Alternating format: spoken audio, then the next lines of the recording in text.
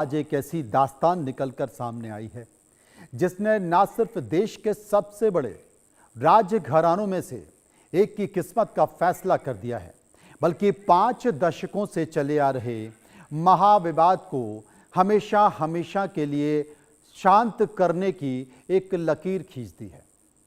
यह कहानी किसी आम जमीन या मालिक की नहीं है। यह दास्तान है देश के भव्य साम्राज्य ग्वालियर के सिंधिया राजघराने की।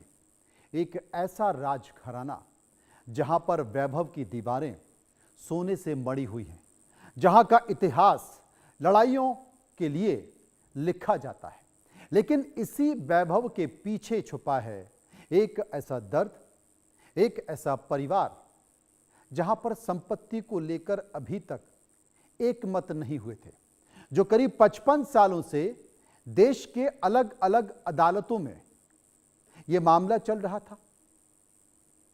40,000 करोड़ रुपए की अकूत संपत्ति, आलीशान महल, विदेशों तक फैली साख और एक वसीयत जिसने अपनों को ही अपनों के सामने लाकर खड़ा कर दिया।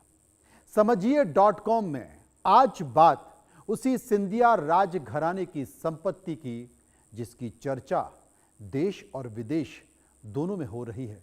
मेरे साथ रहिए।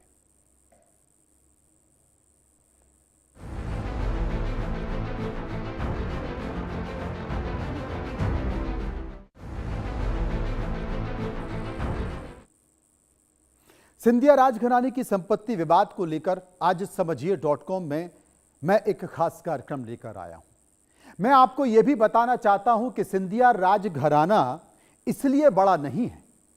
सिंधिया राजघराना बड़ा क्यों है और देश विदेश में सिंधिया राजघराने की चर्चा अगर होती है, सम्मान के साथ उनका नाम लिया जाता है, तो यूं ही नहीं लिया जाता। असल में सालों साल सिंधिया राजघराने में कानूनी जंग चलती रही, पीढ़ियां बदल गई, रियासत के रंग बदल गए, राजा और रजवाड़ों का दौर भी बीत गया, लेकिन अदालतों के चक्कर कम नहीं हुए। लेकिन अब इतिहास में एक नया मोड़ आया है। मध्य प्रदेश के ग्वालियर जिला अदालत में बंद कमरों के भीतर वीडियो कॉन्फ्रेंसिंग होनी है। एक ऐसा ऐतिहासिक दस्तावेज तैयार होना है जिसने इस महाविवाद पर हमेशा के लिए पूर्ण विराम लगा दिया है।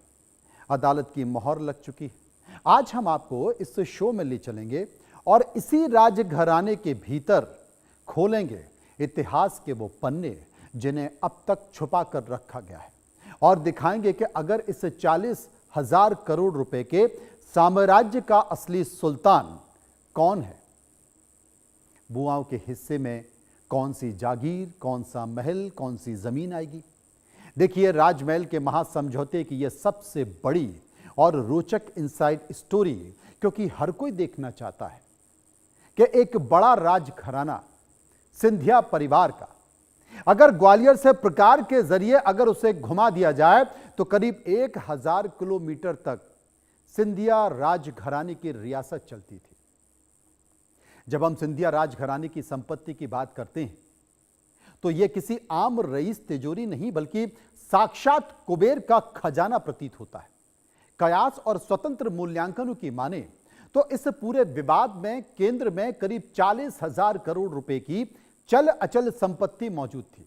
इस संपत्ति में सिर्फ जमीन के टुकड़े नहीं, बल्कि ऐसे ऐतिहासिक महल थे जिनकी नक्काशी करने में सदियां बीत गई। हम अलग अलग संपत्तियों के बारे में आपको बाद में जानकारी देंगे, लेकिन इतना समझ लीजिए कि मध्य प्रदेश के ग्वालियर से लेकर महाराष्ट्र के पुणे, देश की आर्थिक राजधानी मुंबई और सत्ता के केंद्र दिल्ली तक यह साम्राज्य की जड़ें फैली हुई थी। हजारों एकड़ में फैली बेशकीमती जमीनें, हेरिटेज होटल, ट्रस्ट के अधीन आने वाली ऐतिहासिक संस्थाएं और कंपनियों के शेयर्स, ये सब कुछ महाविवाद का हिस्सा थे। इस संपत्ति की भव्यता का अंदाजा आप इसी बात से लगा सकते हैं कि केवल महलों के भीतर मौजूद झाड़ फानूस और सोने के पानी से धुली दीवारें ही अरबों रुपए की आंकी जाती। यही वजह थी कि इस खजाने के मालिकाना हक को लेकर जंग हुई। देश के बड़े बड़े वकीलों को दशकों तक इसमें लगाए रखा और आज जब फैसला होने जा रहा है तो पूरी दुनिया हैरान है। परिवार में जो विवाद है वो विवाद खत्म होने वाला है। बहुत सारे ऐसे लोग हैं जिनकी राजनीतिक उम्मीदें खत्म हो जाएंगी, जो बड़े गौर से सिंधिया परिवार के बीच दरारों को तराशने का काम करते हैं। इस राजशाही कानूनी ड्रामे का किरदार कोई और नहीं, आम लोग नहीं, बल्कि देश की राजनीति और समाज के शीर्ष पर बैठे नाम है। एक तरफ राजघराने के चश्म चिराग और केंद्रीय मंत्री ज्योतिरादित्य सिंधिया, जो अपने दिवंगत पिता माधवराव सिंधिया की विरासत के